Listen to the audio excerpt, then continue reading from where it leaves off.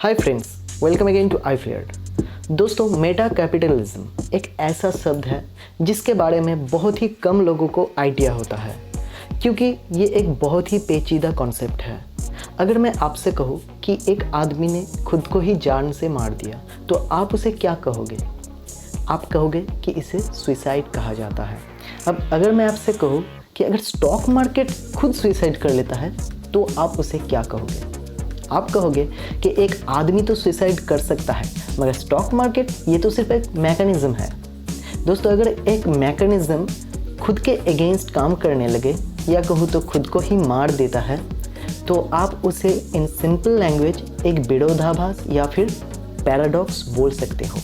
अब आप इसी बात से अंदाज़ा लगा सकते हो कि मेटा कैपिटलिज्म का कॉन्सेप्ट कितना पेचीदा होता है कि यहाँ पे इस तरह का पैराडॉक्स का भी जन्म हो सकता है, जहाँ स्टॉक मार्केट अपने खुद के मैकेनिज्म के ही अगेंस्ट काम करने लग जाए।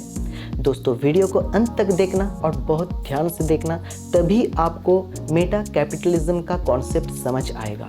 To learn investment accounting and taxation, search iFlared on YouTube, subscribe the channel and turn on the notification bell.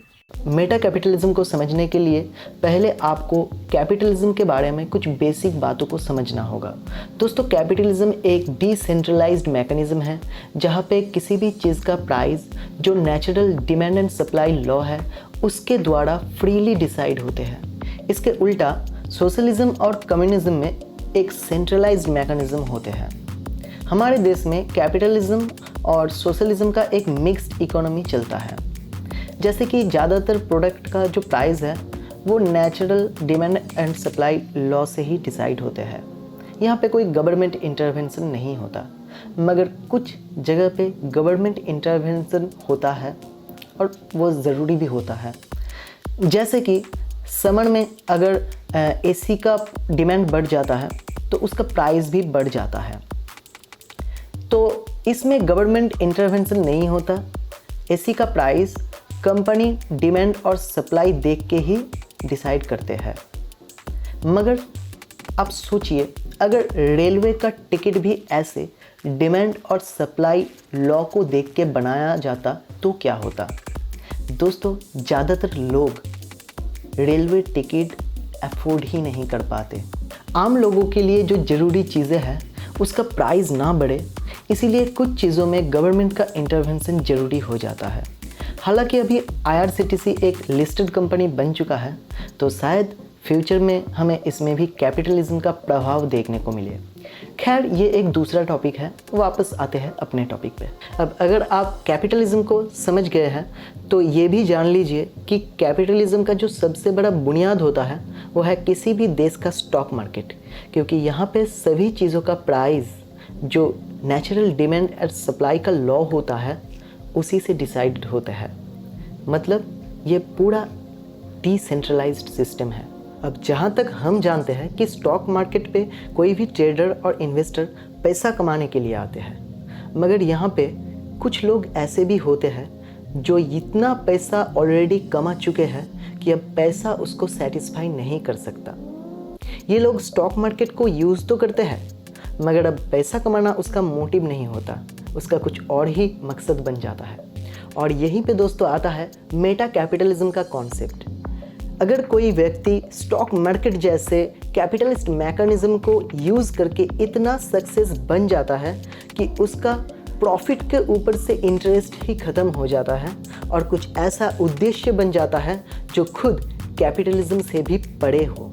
आप सोच रहे होंगे कि किसी का स्टॉक मार्केट पे आने का ऐसा भी क्या मकसद हो सकता है जो बियॉन्ड प्रॉफिट है? इसका आंसर है पावर और आइडियोलॉजी। मैं इसको आपको एक एग्जाम्पल से समझाना चाहूँगा, और ये एग्जाम्पल है जॉर्ज सोरोस का। जॉर्ज सोरोस को एक बहुत ही बड़ा मेटा कैपिटलिस्ट के रूप में जाना जाता है।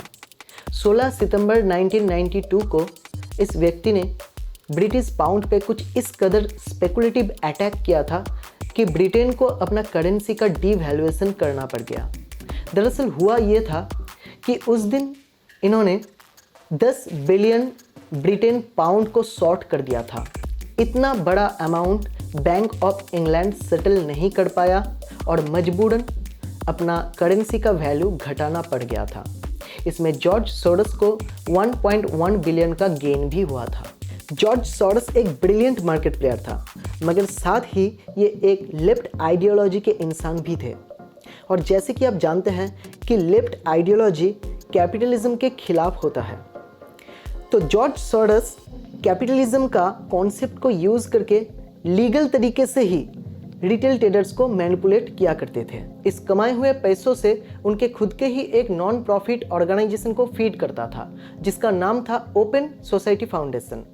उसने तकरीबन $32 बिलियन से भी ज़्यादा पैसा इसमें डोनेट किया था। इसका मेन मकसद था जॉर्ज के पॉलिटिकल एजेंडा और लेफ्ट आइडियोलॉजी को पूरे वर्ल्ड में फैलाना, जो कि कैपिटलिज्म का जोर शोर से विरोध करता था। और इस तरह से जॉर्ज सोरस ने स्टॉक मार्केट को, जो कि कैपिटलिज्म का मेन बुनियाद है, खुद कैपिटलिज्म के ही अगेंस्ट यूज़ किया था। और ये एक ऐसा पैराडॉक्स है जो जन्म लेता है मेटा कैपिटलिज्म से। और दोस्तों, सिर्फ जॉर्ज सोरस ही अकेले मेटा कैपिटलिस्ट नहीं है। इस दुनिया में और भी काफ़ी सारे ऐसे व्यक्ति हैं जिसका मकसद स्टॉक मार्केट से पैसा कमाना नहीं होता है। उम्मीद है इस वीडियो से आपको मेटा कैपिटलिज्म के बारे में काफ़ी कुछ जानने को मिला। अगर वीडियो पसंद आया तो लाइक कीजिए, नहीं तो मत कीजिए। मगर हम फिर मिलेंगे एक नए टॉपिक के साथ। Subscribe now to watch more video like this and turn on the notification bell to get all our future updates on your device as soon it will publish. And if you like the content, just hit the like button and feel free to leave your comment whether you have any queries.